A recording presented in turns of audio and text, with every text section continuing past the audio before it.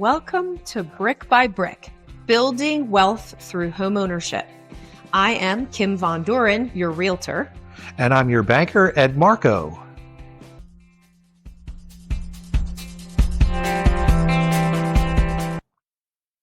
All right, so today we're going to talk about pretty much the three stages of home ownership, or, most people throughout their lives have different needs. And one of the worst things you can do, in my opinion, is hold onto a house too long. That's no longer useful to you. Would you agree? I would agree. I think the idea here is to talk about kind of the three homes you might own in your lifetime based on where you are in your life, right? Is that more or less what we're going to discuss? That's my thought process is. Yes, because sometimes you end up in the house you started out in. Well, you can. Yeah. You can. That's kind of actually happens to a lot of people. But, so in my thought process, what I've seen most people go through in their lives is everybody. Let me start again there with that. Everybody that I talk to when they're young is looking for their forever house. And there's really no such thing as a forever house. So you generally have a starter home, which is the first home that you can buy, usually smaller, something reasonably priced. And that's where you learn how to be a homeowner. Yeah. Really, it's like a practice house. Yes. Oftentimes you're potentially a single individual. Mm-hmm. You may be a couple. So that's usually your starter home. It's just you or you and a partner. Correct. Yes. And then as life kind of gets with you and your partner, you might have children, or maybe you don't have children, but your careers expand and you want to move into a larger house. Most people, it's because of family. Their family starts to grow. So they quickly realize that the starter home is too small, and they end up in a 3 or 4 bedroom home with multiple bathrooms, generally single family dwellings a lot of the time. And they're pretty expensive. That's kind of like the what most people will call in their lifetime the big house. Mm. They live in that big house and they raise their family, and then the family grows up, right? Kids go to school or college, they get married and they go away, and now it's you and your partner, or maybe just you alone again, and you're in this great big house. And that's where I see a lot of people make a big mistake. And I think that's probably what we'll talk the most about in this conversation, because I think both you and I see that as a lender and as a realtor. We see folks who are in a big house or are in a 2-story house, and maybe it would benefit them to be in a 1-story home at a certain point in their life. And so I would venture to guess the majority of our conversation will be focused on when to make those transitions. So let's start by asking this question. Let's say the individual or the couple has bought their starter home. That's probably a 2 to 3 bedroom home, right? Usually, yes. Yeah. And it's going to be a moderately priced home. Usually we're going to use the word moderately, because if we use real numbers, we'll really date this podcast. Because by next week, right? Could be. Right. Yeah. Oh. But yeah, so it's usually a pretty moderately priced home. Correct. Kind of conservative in size, not oversized necessarily. And that's where you get started with your life, and you start to build foundations in careers and, whether or not you're going to have a family or not, and things like that. And then comes we're expanding, whether it's financially or familially, we are expanding. So now we're going to move on to the second house, which is the one that you talked about, which is the bigger house, 4 bedrooms, 3 bathrooms, big yards, pools, and that's going to be a significantly more expensive home. I'd venture to say, and you tell me if you agree, 2 to 3 times the price of your first house. Typically, yes. Yeah. So that's a pretty significant home. And that becomes often some folks' biggest asset. Right. For almost everyone, really, that house becomes your largest asset. And it's imperative that you use it, in my opinion, that you use that asset wisely. And one of the things that you need to know is when it's time to sell it. Right. and liquefy that asset and move into a smaller home. I see so many people in their later years of life still living in that grand home, and it's a couple or a single person, and they run into financial difficulty maintaining the home, paying the taxes on the home, taking care of the yard and the swimming pool, or all these kind of things require that you're physically fit to do. They can't do it anymore, so they need to pay somebody to do that. And I will ask them, why are you holding onto that house? Oh, well, the grandchildren like to come here for Christmas. And it just infuriates me because the heck with the grandkids. You need to do what's best for you so that you have, they call them your golden years. Let's let them be golden. So you really should know when it's time to let go of that large home and move into a smaller home, very similar to your first home. Right. Probably one floor is best for most people. You're going to be able to liquidate that large asset probably for half of what you get from that large asset, buy a much smaller, cozier, easy to maintain home, or maybe even a condo, where you have zero maintenance, Right. and live comfortably for the balance of your life. Yes. So one of the things that I've noticed is folks like to, what you were saying, they want to keep that house somehow or another in their family. But one of the ways you can do that is transfer ownership of that property to your children, Correct. right? That's a way to keep that house in the family. If your grandkids or your kids love that house that they grew up in, then maybe they could buy that home from you, and now you can transition to a home that's overall just easier for you. I think that I see folks also in this situation. I will tell you that when I was a consumer credit counselor a million years ago, I would get phone calls from elderly people who were desperate to hang on to these homes that they had, that they could not afford the property taxes. They couldn't afford the oil bill. That was always a big problem. They're living off of $2,000 a month Social Security. They have pharmaceutical bills and all of this other stuff, but they wanted to leave the house to their kids.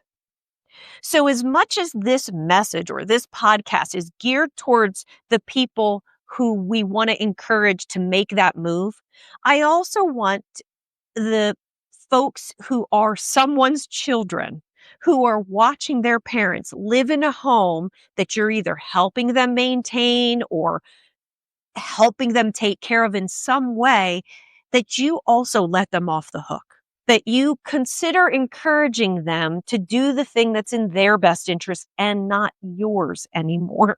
Right. Because you're grown now and they're older and everything becomes more difficult. Mowing the grass, doing home maintenance, paying for a new roof, all of those things become more difficult as you get older. We tend to peak out with income, right? So Right. you tend to reach a peak almost right before you retire. Right. Right. So you want to kind of let folks get there. But when you see the writing on the wall, you see your parents aging, you see them losing capabilities, you know when they're going to retire, give them the grace of saying, you don't need to do this for me. You need to do what's in your best interest. Right. So I think I heard this best from a friend of mine when he was talking to his mother about doing exactly this. She was, oh, we have so many memories here. I don't want to leave the house because of all the memories, all the memories, all the memories. And he literally said to her just like this, Mom, it's time for somebody else to enjoy this space and have those memories. That's Get a so little choked up thinking sweet. about it. Aw. But it is the reality of it. That's a beautiful space for a large family. Let another large family enjoy it. Right. That's very sweet. Yes.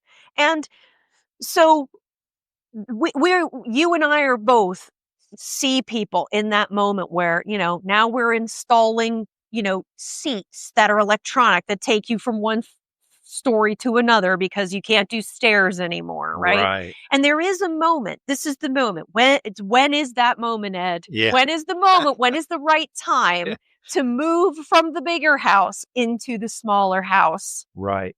So you really don't want to wait for that to be the moment. When you look at those stairs and you say, I'm going to spend thousands of dollars to put a stair elevator in, you've passed your moment. I think for most people, it needs to be a financial decision, and financial decisions are best made in advance. You plan it, and you sit down with your spouse, or you look yourself in the mirror and you say, in 2 years, I'm going to retire. It's time to get rid of this large house and buy my retirement home now, because it'll be easier while you're working. It's easier to move when you can still physically move. Right. It's very difficult to move when you can't physically move anymore. So you want to do that ahead of time. My wife and I moved into the little home that we're in now, or we call it the bungalow, like 7 years ago, when the kids were gone for real. When we knew the kids were gone for real, everybody's all out, everything is ready to go. It was time. We're like, we don't want to live in anything other than a very small home that we're comfortable with. We made the decision to do it when we did it.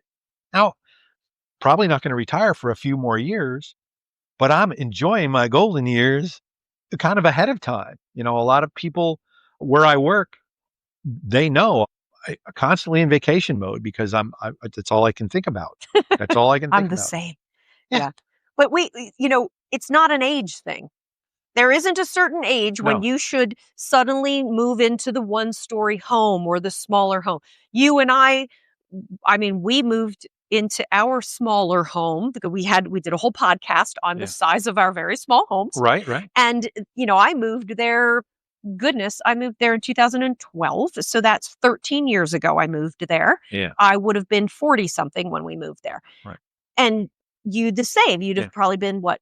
You don't have I was to in tell my your I was in my age. late Yeah, 50s. yeah. You know. So, you have to know when is the right time for you. Mhm. But like you said, if you're thinking about installing something to move you up and down the stairs that's electronic, maybe it's time to go if you haven't gone already. Because yeah, you really take that equity, turn that into something, buy or build yourself a one-story home. I know they're hard to come by because they are the most popular. However, it is something I think that you'll be grateful that you did, Right. because you only have to go through the pain of leaving that other house once, Right. right? Well, and here's the thing too. It's always the same excuse: is the family, the family, the family. They all come here. They all come here, and that's all. That was well and good when you were the mom and the dad. Now you're the grandma and dad. Right. It's time not just to pass on your knowledge, it's time to pass on the responsibility. Let someone else be in charge of the holidays. Right. Again, you're supposed to be going into your golden years. Enjoy it. I Yeah. mean, if you enjoy cooking, go help them cook. Mhm. If you enjoy cleaning, go help them clean. But do it at their house. Right. You know, Yes. mess up their house. It's time for them to have the fun of doing all of those things in their bigger house. You had your starter home, you had that big family home. It's time to go into the ender home or the other start. It's a new start. To start a smaller starter home again. So those three homes. Yes.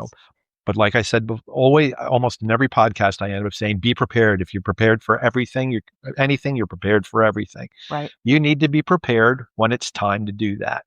So I be agree. prepared. Yeah. And I think most people are going to own, probably some people will own more, some people will own one. Yeah. But I think the trend shows that people tend to be in about 3 houses. Yeah. And so I think if we are just a little bit more proactive about planning our future in that way Mhm. and being thoughtful about it, and maybe you'll decide, I want to die in my big house. Okay, go ahead and die in your big house if that's what you want.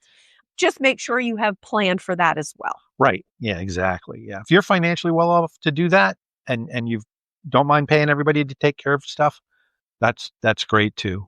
But again, that's up to you. I would never want to do it. Yeah. I would much rather Plus, prefer to. I want to be able to enjoy myself, and enjoying myself is not cutting the lawn.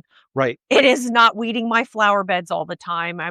That's not my joy. My joy is vacation, whatever that looks like to you. Yep. Or, maybe holidaying is spending time with your family at their house, or, it's cheaper to buy a pool membership than it is probably to maintain that house with a pool. Yeah.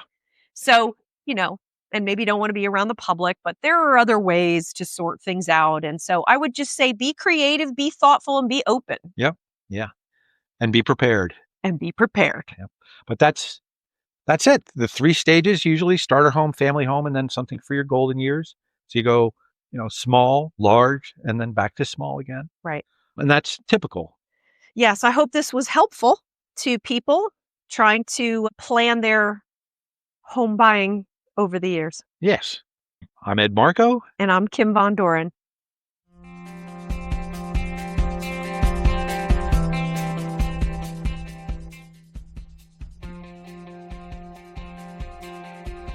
You have been listening to Brick by Brick. Be sure and subscribe, post questions for future episodes, or comment. This is a Super Squirrel production, Super Squirrel Studios, Stony Creek Mills, Pennsylvania.